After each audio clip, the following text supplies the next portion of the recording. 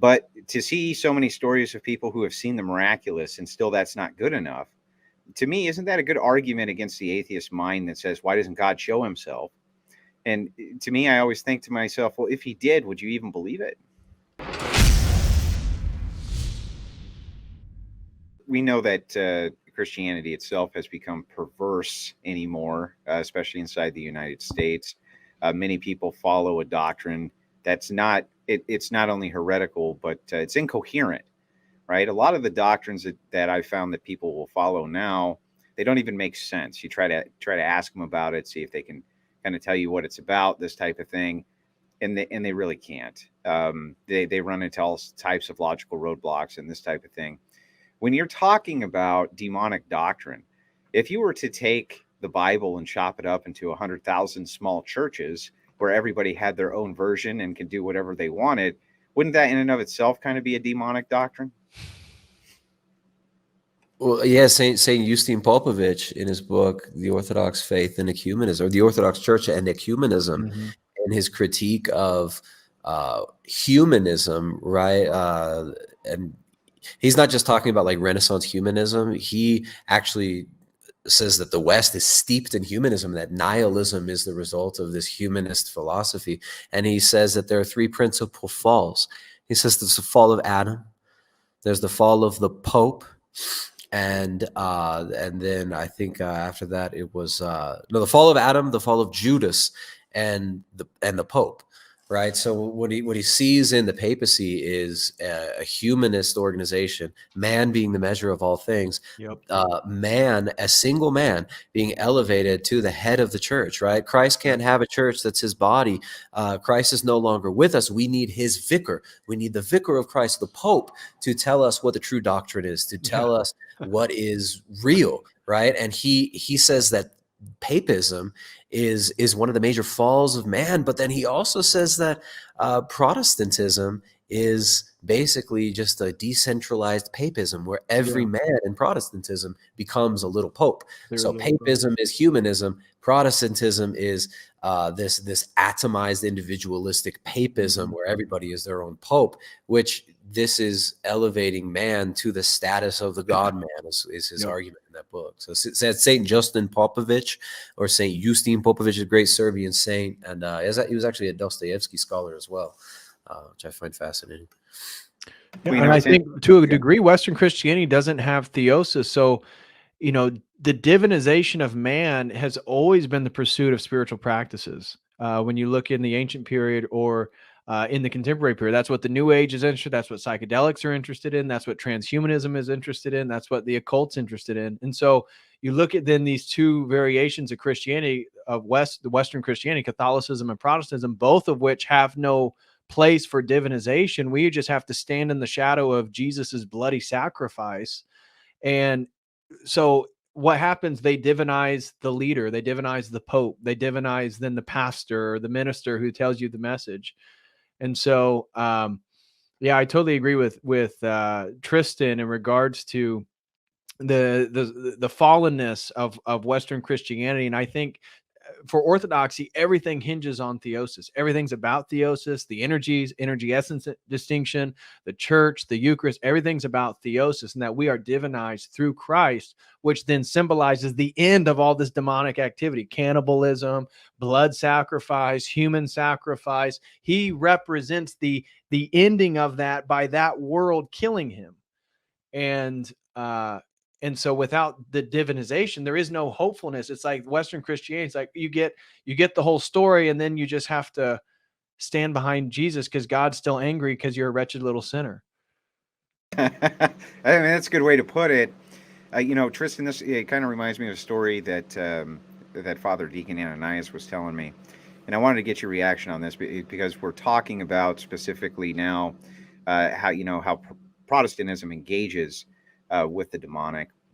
And he was explaining in this story that he had a friend of his who he basically did exorcisms on behalf of the Orthodox Church. And he got calls from time to time from Protestant ministers who were dealing with demonic entities or demonic activity, and they couldn't deal with it. And, essentially his friend would come in and take care of the problem. And of course, that begged the question for me right away. If you had to call somebody from the Orthodox Church to come in and exorcise the demons, as it were, why would you stay a Protestant and not move over to Orthodox? Right? That's just, it seems insane to me. But I think that he was alluding to, that's how insidious this type of entity is.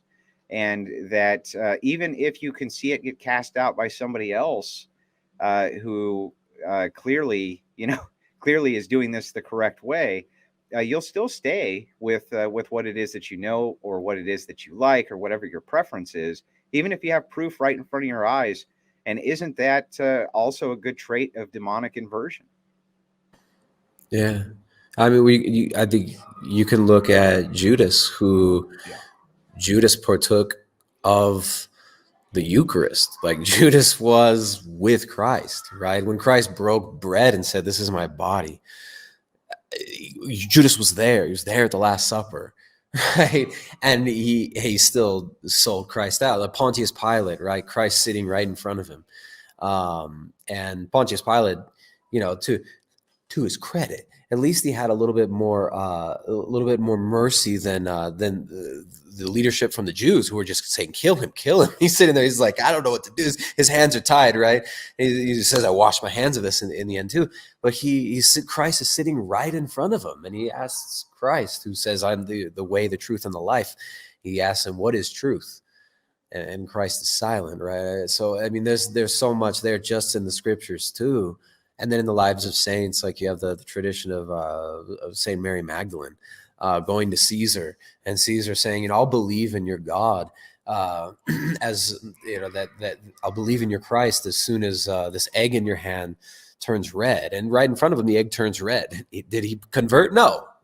He did not convert. So you have a lot of this happening in the history of the church, and I mean, even in Jerusalem at the tomb of Christ with the holy fire miracle that happens every year. Like, you have the Turks and the Jews and the Roman Catholics and the Armenians. You have this history of this miracle not working. I mean, you had a time when the holy fire in Jerusalem was happening. I'm not saying like miracles are the only reason you should convert or anything like that. I think they could be dubious to look for signs and wonders, but you have this occurrence where the Patriarch of Jerusalem would descend into the tomb and pray, and his candle would light. And this happened for centuries. And at one point, the Armenians who are not in communion with the Orthodox, who are non-Chalcedonians, I believe, they locked out the Patriarch of Jerusalem and tried to do the holy fire ceremony and try to pray and see if it would work. And the fire did not go to the candles that the Patriarch of the Armenians had, but it burst out of the pillar outside of the tomb, and there's still a mark there left on this pillar where it looks like it looks like lightning struck this. The science has tried to analyze this and said this could only have been done from an extreme ridiculous. Andrew, you're muted, brother. Well, I mean, isn't that what that means? Don't do that. Don't do that. Pretty sure that's right. Don't do that. So the science tried to figure out, how could this massive wound in the side of this like marble pillar have happened? And it looks like it's burned around the edges of this wound. The fire came out of this pillar and lit the candles of the Orthodox Patriarch of Jerusalem, and all the Armenians saw this. Did they convert? No. So it's like, it's not seeing that actually leads to the heart opening. It's like it's something else. It's something spiritual, right? I mean, there are people who we're given so many opportunities just in our own lives to like stop doing nonsense that we know we should stop doing, right? To stop, beating up on our loved ones, to stop, abusing ourselves in various ways. And it's like, we get these opportunities. We see our own sin all the time. Do we stop? Very often we don't, and it's like, it's not just something that affects, just the bad people over there, all these douchebags who harm little children and do this or that. It's like, it's in our own lives too, right? Like, we see our own mistakes very often, and it's like, I'll fix that later. I'll work on that some other time. I'll stop, eating in the pig trough later on. But isn't there a pretty good distinction to be made?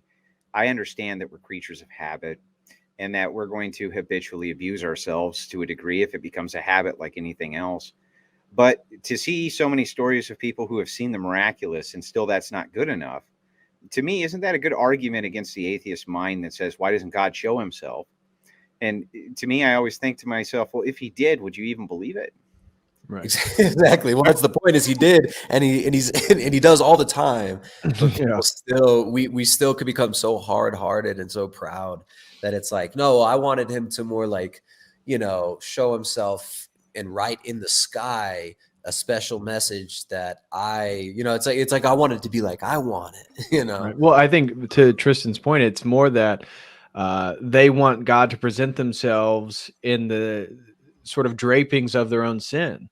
So it's like, they want God to be a transhumanist, entity. They want God to be a sort of seductress. They want to worship Medusa or some.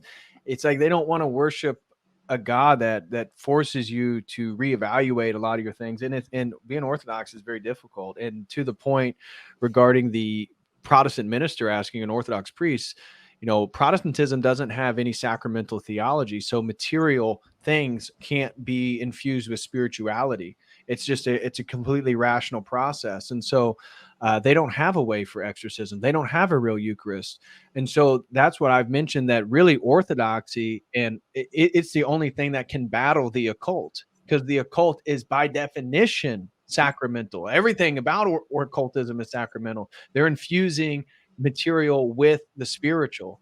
That's what the blood ritual is. That's what the sigil is. And so Protestantism, it can't even fight on that level because it doesn't have that reality within its own theology.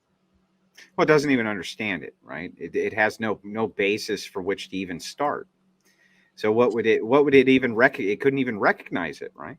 Mm-hmm.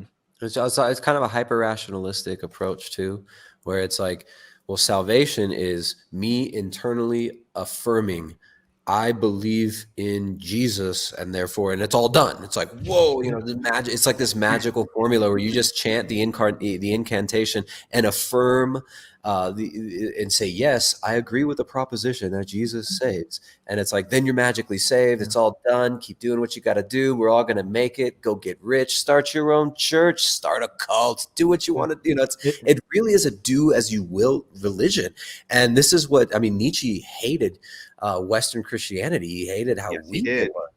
And right in his assessment of how weak and pussified and incoherent Western Christianity was, and he's German, so he's exposed to Lutheranism. Lutheranism. He's exposed to the hyper rationality of Roman Catholicism, and he's exposed to the hypocrisy of it and how it basically turned into a create your own cult situation. So yes, I think and there's something that's seductive about the simplicity of it, right? Yeah. Well, you don't have to do anything. You just got to mentally affirm this magic formula real quick, and then you're good. We all made it. And I think, to become, to really, the concept of theosis and the concept of like uniting to Christ, the body of Christ, is something that's so much more deep and profound. And it's something that you have to work for. Right. And it's like this obsession of works versus faith. You don't see that dialectical tension in Orthodox theology when you read the church fathers. There's no difference between faith and works. When you read in the Bible, right, it's, through faith, Abraham, I forget the exact way it goes. I think it's in Hebrews. So it's like Hebrews 11. And it's this whole list of, by faith, all the actions that are done. And faith is an action, right? Faith is a living ontological relationship with the person of God, with Christ. Faith is a living relationship with God. It's not just a mental affirmation that the West, which is hyper rationalistic, has turned it into. So I think the demons actually really do. The demonic works very strongly, I think, these days through our reason, through our intellect. And the intellect is very often the place of the demon.